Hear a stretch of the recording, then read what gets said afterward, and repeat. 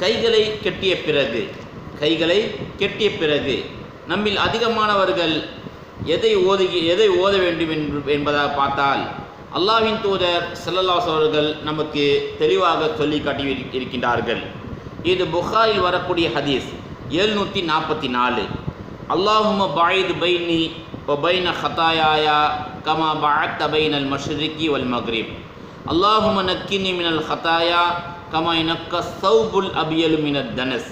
அல்லாஹும்ம கஸ்ஸில் ஹதாயாயா பில் மாயி வஸ்ஸலஜி வல் பரதி என்பதாக அல்லாஹ்வின் தூதர் ஸல்லல்லாஹு அலைஹி அவர்கள் இந்த துஆவையும் ஓதியிருக்கின்றார்கள்.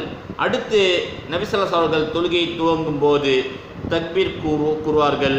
பின்னர் பின்வரும் துஆவையும் ஓதியிருக்கின்றார்கள். வஜ்ஜஹ்து வஜ்ஹிய லில்லதி ஃபத்தர ஸமாவாத்தி வல் அர்த் ஹனீஃபா வமால் முஷ்ரிகீன் என்பதாக வரக்கூடிய இந்த நீளமான இந்த துஆவையும் ஓதியிருக்கின்றார்கள். இந்த துஆ என்பது நசையில் வரக்கூடிய ஹதீஸ் 887 ஹதீஸாக இருக்கின்றது. இந்த இரண்டு துஆவை தவிர வேறு துஆவை நபி ஸல்லல்லாஹு அவர்கள் நமக்கு காட்டித்தரவில்லை. ஆனால் சில மக்கள் இன்னும் அதிகமான அதாவது பாவ மன்னிப்பு கூறப்படாத ஒரு விதமான துஆக்களை ஓதக்கூடியவர்களாக இருக்கின்றார்கள்.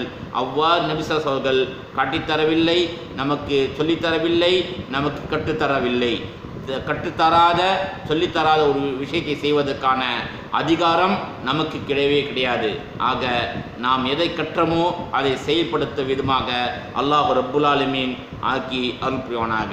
அஸ்ஸலாமு அலைக்கும்.